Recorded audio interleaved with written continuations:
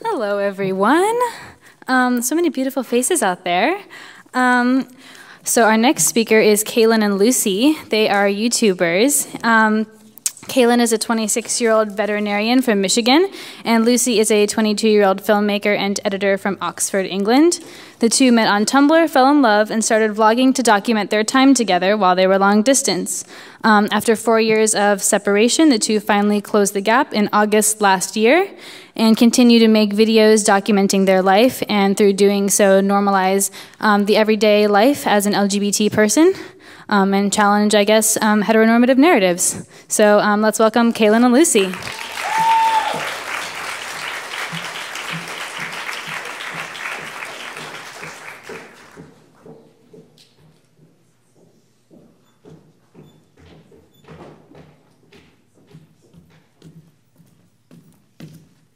I'll take the shorter mic. Hi, guys. Hello. I'm Lucy, for those of you who don't know, and this is my beautiful girlfriend, Kaelyn. We just wanted to thank everybody who's been involved in this, especially Camille, because she's been really awesome. Thank you so much. We've been asked to speak at a few of these kind of events similar to this. Our first one was a few years ago in London, where we spoke to about 600 teens. And then most recently, we spoke at Northern Arizona University to a group there. And we get asked to speak occasionally, and we never take the opportunity to turn it down. And the main reason for that is, you know, when I was growing up, we didn't really have a lot of this where I was from. And I think because of that, it took me much longer to really accept my identity. And so anytime I have the chance to speak to somebody, I always imagine what I would say to myself when I was younger. And so this is kind of my words to myself. Yeah, so quick backstory for those of you who don't know.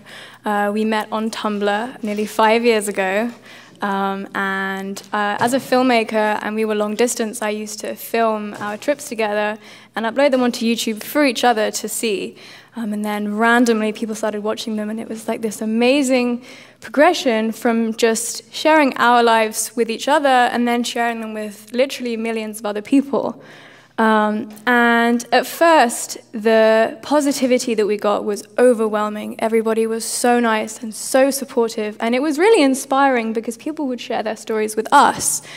But over time, we started noticing that some comments weren't so nice. We'd get negativity, to the point where sometimes we wouldn't want to log into YouTube anymore because it would be so upsetting. And it got me thinking, and this was a couple years ago, about bullying and how it takes so many different forms. When I was younger, I was bullied. I didn't look the same as the other kids. I wasn't into the same stuff. While the kids in my class were outside playing football, I was inside writing Harry Potter fan fiction. We've all been there, don't lie. And I was different. I remember when I was around 8 or 9, I was cycling around and around my street. It's this circular shape. And when I got to the bottom, the kids in my neighborhood saw me, and they started running, and they screamed, "She's coming." And I was like, what did I do? Have I offended them? But I just kept going. I kept cycling, and I pretended that I couldn't hear them. And every time I reached the bottom, they would scream and run away. And I kept cycling, but when I went home to my mom, I cried, and I cried for hours because I didn't understand what was wrong with me. I didn't know. And I remember my mom telling me that I should not let it get to me and that they were nothing to do with me. And she said to me, "What they think of you is none of your business." And that's something that has always stuck with me. And I think it relates to YouTube because it's the same situation. It's progressed to this weird internet form, but it's the same people doing the same thing over and over again. I think that we have it very lucky, and we have where none of us have been physically bullied, sexually bullied. A lot of it is words, and for us, you know, the biggest comment that we get is invalidating our sexuality because we're the pretty white girls who don't belong together. We don't fit the norm of what a lesbian couple is. And so, you know, for those people who are physically bullied, you know, we are up here and we feel like we may not accurately represent you but know that we kind of, understand in a way that, bullying is something that we all deal with, in our lives.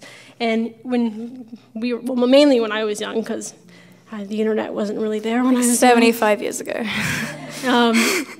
Bullying was something that was done in a classroom by either, your classmates or even your, worstly, your close friends who would bully you, whether spreading rumors around your back and things like that.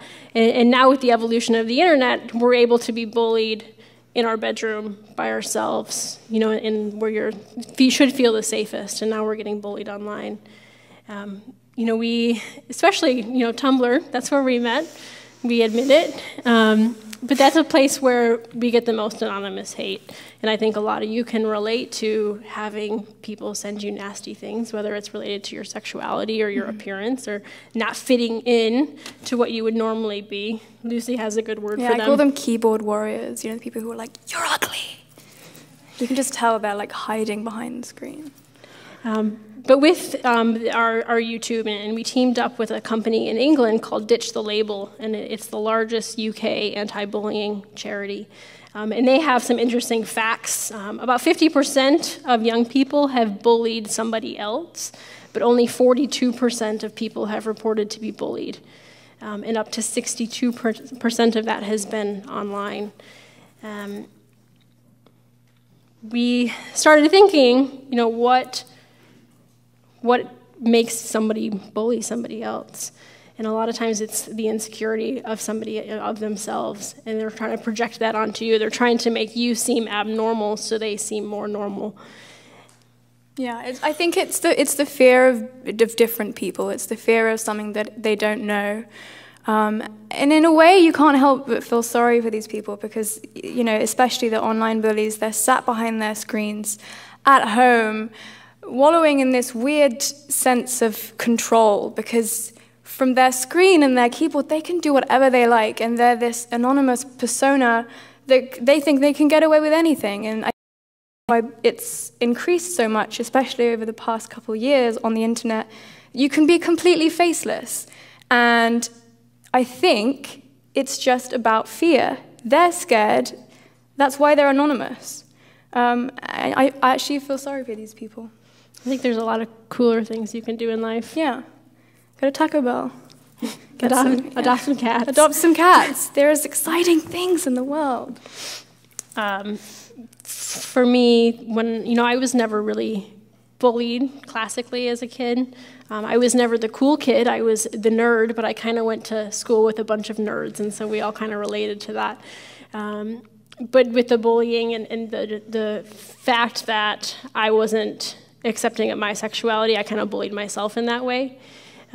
With that, it kind of gave me a motivation to be better and to work harder. And so I think that those of us who are bullied have that opportunity, especially kind of my age, when you're older and you kind of have come into yourself a little bit, to really try and succeed, to show them that all those words really didn't affect you, that you can prove them otherwise. Yeah. I graduated high school with honors. I graduated college in 3 years, and I graduated with my doctorate with high honors. And it's something that I'm, proud, regardless of what bullies say. We have this random YouTube channel that has amassed over 200,000 subscribers, and I'm standing here next to the love of my life. And so they can say all that they want. Yeah. It doesn't really matter.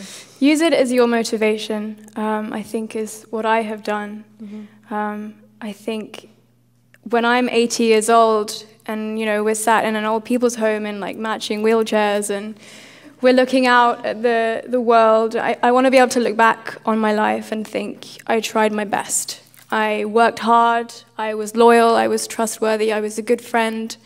And those are the things that you want to look back on and be proud of. You're not going to want to look back on your life and think about all the miserable times, and I think it's what you need to focus on. So use the pain as motivation, I think. I always remember that there are 7 billion people in this world, and every single one of them is different. So embrace that and, show your individuality, be yourself, and as you grow, use that as motivation to be a better you. Yeah, thank you. Do you guys have any questions or anything that we can really address? It was kind of short and impromptu, and we're up here shaking, and like 10% of that is nerves, and 90% of that is coldness. Here. We live in Arizona, people. We left Phoenix yesterday, and it was a cold 102 degrees. So cold. I was wearing like a full-length sweater. Do you guys have any like comments, questions, thoughts? Anything? Yeah. I just wanted to say thank you for speaking out about your anxiety as well. Thank you. Thank you so much. Thank you. Lucy has pretty bad social anxiety, which has improved over the years, but every time we do one of these talks, she can't eat until after, so she hasn't eaten anything today, and she always has to vomit beforehand. So, okay. Well, I'm just trying to help you guys out. You know, even we stand up here, and then you guys have all come up to us and said, "You guys don't seem real." Like a lot of you have, but we don't think you, like, it's weird for us because we see a number on a screen, you know, we don't get to see the faces either, so it's weird to think that you guys are real. So we're glad and happy when you guys come up to us. But even with all those views, you know, we still get equally as nervous and have social anxiety, and it's okay. Just so you know, I will be eating after this. I bought the biggest sandwich known to man, so we're all good. But yeah, we would love to talk to you guys. So any questions you have, any advice you need, we would love to chat to you now or later. So ask away. Yeah. So what is it like to meet people who know you? Is that weird? It is a little bit weird. It is. We have some of the most amazing people that come up to us, and a lot of you guys share stories that, you know, we see comments, but they're not necessarily always personable on the computer. You know, we'll go through them and like, oh, that's really sweet. But the stories when people come up to us and say the impact that maybe something that we did had on somebody, you know, that really means a lot to us. Yeah, and the things people go through that we just can't even imagine, it's just so inspiring to have them come to us and say that we've inspired them when it's kind of the other way around, to be honest with you. So it's definitely like a mutual admiration for sure. Yeah. Are you guys still active on Tumblr? Because I know I had to leave it last year because I couldn't handle it anymore. Oh, we've been there too, don't worry. Yeah, and a lot of times people just tell us to turn off anonymous. Yeah. But we find that a lot of people communicate with us anonymously about their troubles or their issues in life, and so we like to keep it on. But there are many, many, many days where we have to turn it off, or we'll go through 10 minutes of just deleting hate messages that we get. So we just we've learned, and unfortunately we live in this world where it's so normal to be hated on the internet. Maybe we've gotten a little bit jaded and hard-skinned from that, and I think that's a little bit sad. It is sad, yeah. But we stay on Tumblr because there are people there who not rely on us, but they want advice and they have questions, and that's the reason we began the whole thing, is because people said, you helped me, and we wanted to continue helping people in any way we could. So we just try to blinker the hate messages as much as possible. Yeah. Your YouTube comments, I know a lot of people are like, oh, if they're bullying you, just ignore them, they'll go away, don't give them any power. Is that what you all do, or do you like block them, or how do you navigate that? We do a few. One, we made a set of videos so far called "Haters Gonna Hate," and where we read our hate comments, but with a funny twist to them. And people actually have gotten angry at us because they think that now we're just giving the bullies more attention, that we shouldn't do that. And I think it brings an awareness to the ridiculousness of the comments that are anonymous. The spelling is unreal. But we probably have blocked over 1,000 people from our YouTube channel just through the comments throughout the years. I think it is something where people will start offending other people that watch our videos, and that's when I get really angry and will block them. You can say anything you want about me. I don't really care. It doesn't affect me very much, and I think that came with age. I think if I was younger, that would have really had an issue. I would have had an issue with that, but a lot of times I read them with a little sense of humor. Yeah, you start to laugh after a while because people are so ridiculous. The things they say is just absurd. Yeah, it comes with it, I suppose. Did you know that you were, or like, had you known that you would get into the well-knownness that you are now? Like, would you have started? I don't know. I think I still would have done. I think I would have done it slightly. I think at the beginning we were just really open about everything, to the point where I think it made the negative people feel sort of like entitled to stuff, you know, that is necessarily maybe quite private or something like that. But I think I still would. I mean, I think I would have been overwhelmed had I known that it got so big, but I wouldn't have changed. I think some people start YouTube for fame or for money because now it's becoming this commercialized place. And I can assure you that we did not think that anybody would watch our videos when we started, and we put them up so I could share our trip together and my family could meet Lucy before she actually did. We put it on public because that way we could share it with our friends and family and put it on my Facebook page, and then people started watching. And so I think that some people think that we have this idea that we just want to be famous, and it's kind of completely the opposite. I think that we've made an impact that even if it's small, I feel like if I could have changed one person's life, then I'm happy with that, so I would have done it regardless. Yeah. It is a little bit strange to us, I would say. Yeah, but in a good way. Yeah.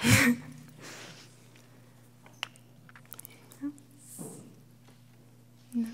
Andrea Gibson is next. Are you guys excited? I'm excited too. She's amazing. Yeah. So I just, like a few days ago, Beatrice and I were sitting watching that Haters Gonna Hate video, and we were laughing because of how ridiculous the comments were. But I'm just gonna ask you to continue to never turn down the opportunity to talk, because so many people need to be educated about this type of thing that aren't. And I know the people in this room, we obviously are different and unique and beautiful people, but I think that we are educated about this type of thing. Not everyone is, so I'm just going to ask you to just never turn down the opportunity to speak. And Lucy, you reward yourself with a huge sandwich after. Oh, I will. It's this big. Thank you. Thank you, guys.